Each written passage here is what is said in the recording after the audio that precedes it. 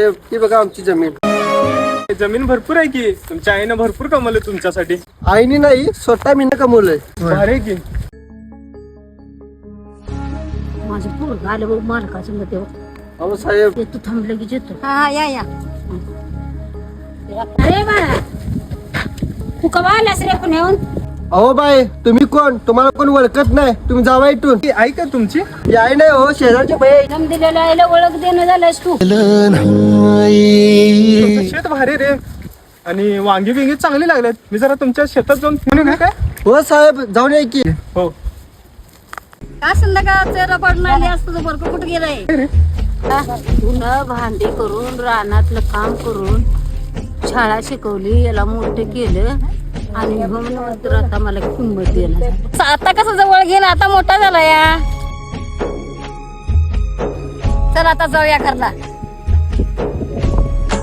अहो साहेब शेती कशी वाटली आमची?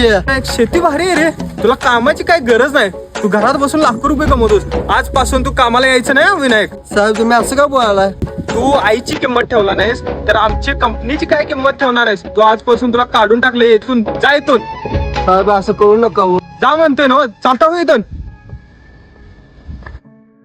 अगं आई, मला साहेबांनी कधी कामावरनं काढून टाकलं. शाळा शिकवून त्याला मोठा केला रे, नोकरीला त्यांनी लावलं. तर तुला आता पैसा बी चाललाय. आई कशी दिसत? आईला विसरलाच रे तू. आई माझं चुकलं. अरे बाळा इकडे. अरे बाळा आपल्याजवळ 4 पैसे आले म्हणून गरिबीची जाण ठेवायची. आपल्याजवळ 4 पैसे आले म्हणून हवेत उडायचं नाही. आणि आता मला तसं बोललास तसं दुसऱ्याला कुणाला बोलू नकोस. गरिबीची जाण ठेवायची. अगं आई माझं चुकलं, परत मी असं वागणार नाही.